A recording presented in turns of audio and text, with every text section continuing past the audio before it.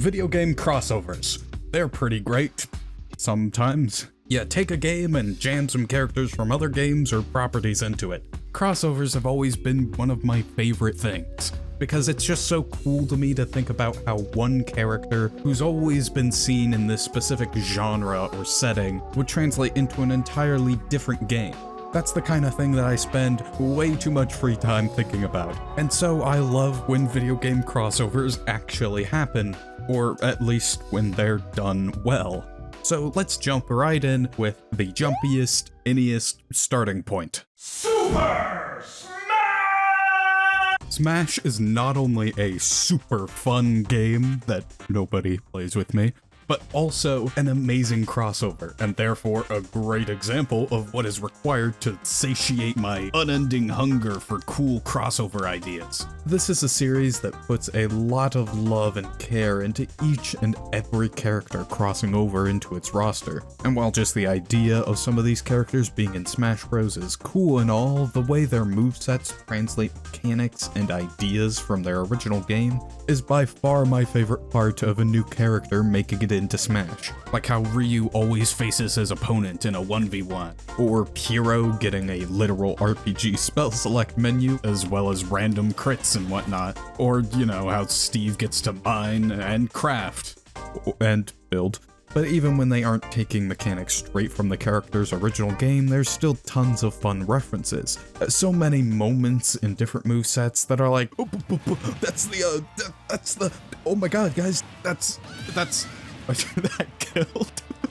But let's be honest. While recent Smash games have done significantly better at translating characters from their cool genre into this new format, the older characters like Mario don't feel as cool. Mario's moveset is still full of neat references and such, but weirdly, it feels more like filling out a checklist of sources to pull from, rather than being an accurate translation of the character into a new game. It's difficult to articulate exactly what I mean, because ultimately modern Smash characters reference their original games with nearly every move they can, so the fact that old characters feel like a checklist to me is strange.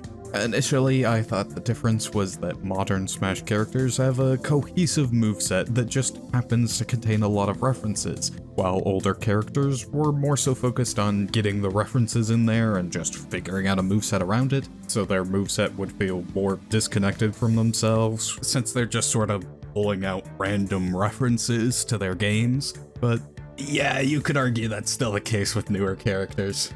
But we can agree that Smash Bros is overall just the prime example of how to handle crossovers. Each character is full of fun references to their home series, feels just like the personality we're used to, and is a genuinely well-made character that could work great even outside of the references and familiarity.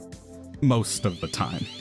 But clearly we're in that zone where I know something's really good and I like it a lot, but I suck at articulating why, so we aren't getting anywhere by sticking to Smash Bros. Nice. You know, I won too many of these matches by the CPU's just SDing, and I don't know why they're doing that, but I'll take it. So let's unstick from the sticky smashing fighting game and slide on over to the spooky goopy world of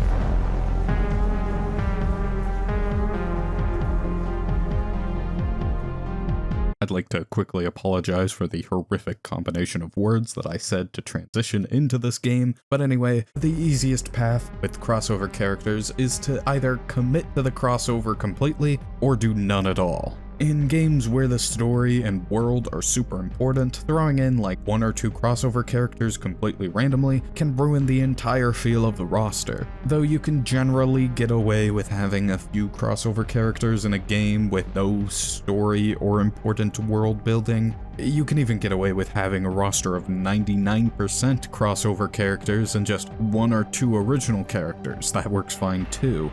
But Dead by Daylight is in that middle ground where the crossovers are a sizable chunk of the roster, yet the game still insists on having a lot of original ones. And that's where some games can start to fall apart.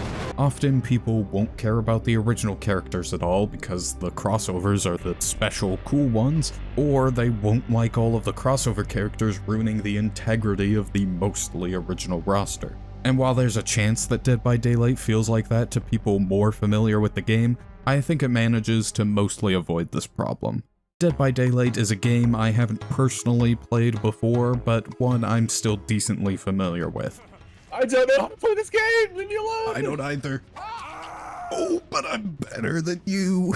In my mind, it was always the horror movie crossover game, and I knew that it did that well. Its crossovers have always seemed to be on the same level of Smash in terms of quality and attention to detail. But when I actually looked closer at its roster, I was surprised by how well the crossover characters were integrated into that roster right alongside the original characters. Maybe it's because they all have the consistent horror factor, or maybe it's because the original characters already cover a wide variety of themes, but the roster of killers feels fairly cohesive to me. Though the roster of survivors just looks like a random assortment of people. Which, I mean, is cohesive, but that's kind of the only drawback of DBD's crossovers. They're amazing, at least when it comes to the killers. Admittedly, the killers are the big main selling point of DBD and certainly have the most going for them in terms of crossover potential. Their abilities can be almost anything, so they often act exactly how you'd expect them to. Obviously, this is because the entire foundation of Dead by Daylight is built off of the idea of the killers being classic horror movie-styled monsters going around killing people. So putting in actual horror movie killers tends to work out well. But many crossovers also added survivors to the game, and survivors are far more restricted. Again, as a mostly outsider perspective, the survivors are not nearly as interesting or detailed to me. Is it cool to have Leon Kennedy around with all these Resident Evil monsters? Yeah. Is it funny to just see them add Nicolas Cage? Of course. But it just overall feels like the Survivor crossovers are a bit more underwhelming. It feels less like the actual character from the movie is transplanted straight into the game, and a bit more like a random survivor just happens to look like the character from the movie. Okay, the crossover survivors in Dead by Daylight aren't that bad. It's just that they feel underwhelming in comparison to the killers. Obviously, they are far more than just cosmetic skins on random characters. Each survivor has uniquely tailored perks and powers. They're more restricted than the killers, but clearly they are far better than goofy visual changes on a completely... Brawlhalla is a good game. Not as good as Smash Bros, but I still play it from time to time. Oh, what are you doing to me? What? I've determined I like him. But its crossovers are just bad. So far, only 2 crossover characters have gotten unique slots on the roster. The rest have all been skins for existing characters, and that already means it's pretty much impossible for any of these crossovers to appeal to me. Outside of the initial, you can make John Cena fight Aang in this game moment, there's no real value to these crossovers for me. Like, yeah, cool, you got a bunch of different copyright holders to agree to put their character in the game, but this isn't actually Finn from Adventure Time, it's Jala from Brawlhalla. Bars? Nothing in their moveset actually reflects how the character would fight in their original game. And sometimes multiple crossover characters will take the same base moveset. Could I say that The Undertaker wouldn't fight the same way as M. Bison? No, but that doesn't make these crossovers feel special at all. And even though these are just skins, it still floods the game with so many crossovers that the original characters feel a bit out of place. But because the crossovers are so detached and basic, since they're just skins, it makes them feel out of place too. But that's just my issue with crossover skins in general. Unfortunately, Brawlhalla doesn't have good crossover characters either.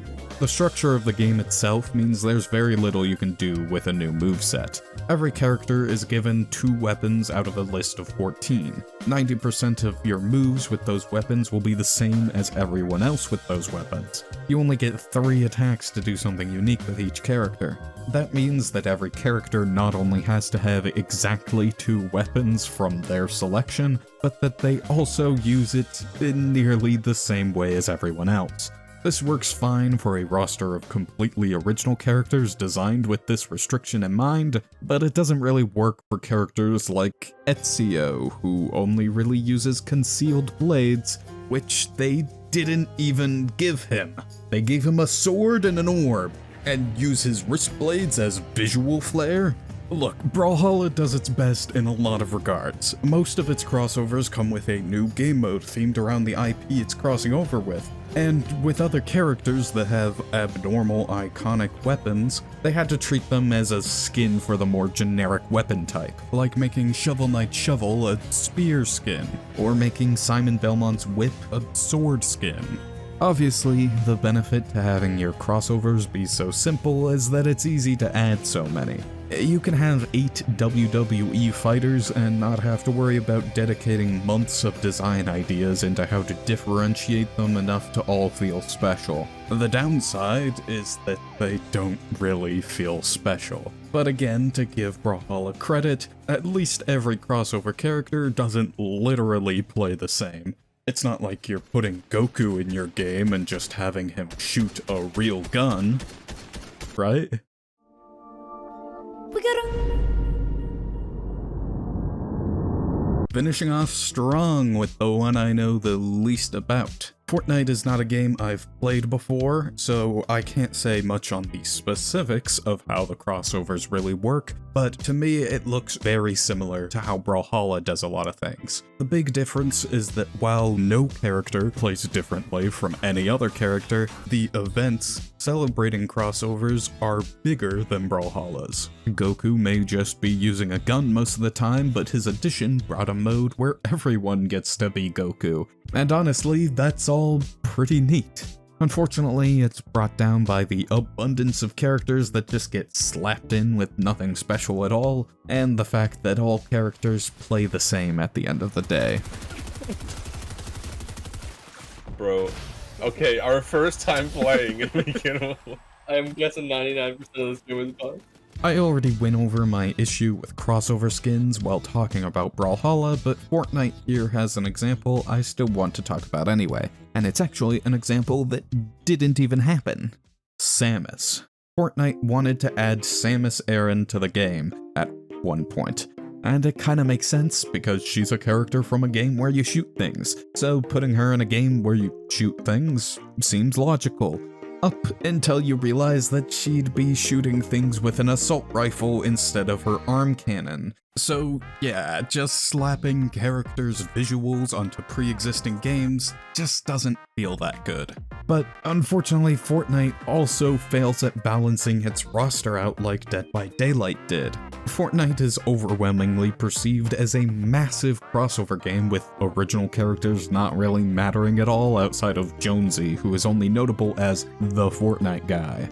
You'd think that means it falls into the category of crossover game with just a couple original characters, but it doesn't really, because in reality, Fortnite is not a crossover game at its core. The crossovers are extra flair, not the basis of the game's design. Roughly half of Fortnite's content is still fully original, and yet it feels like almost none of it is because the crossovers just take up so much of the marketing. If Fortnite was truly a crossover game, then every character would have some unique mechanic or weapons or gameplay, just anything to set them apart from each other and reference back to the source material. And it'd most certainly be one of the coolest examples of a crossover game ever. But as it is now, Fortnite is just a game that feels like it's being constantly pumped full of ads for other things. Sasuke!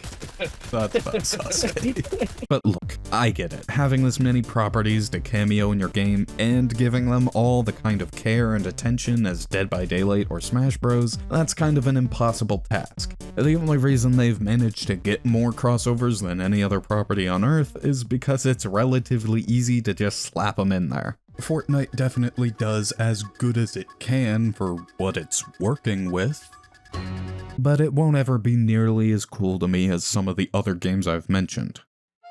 If you can't make every character unique, then changing up the gameplay to celebrate the general franchise you're collaborating with is still pretty cool. But when every crossover has as much love put into it as any diehard fan could ask for, that's incredible. Those crossovers where it feels like the characters fit right in so perfectly while still feeling like their original parents are the sole fuel of my prolonged existence. And though I may live many centuries beyond the death of humanity, I doubt that anything will leave as much of an impact as seeing LeBron James get a genuinely detailed and decently well thought out moveset in Multiverses.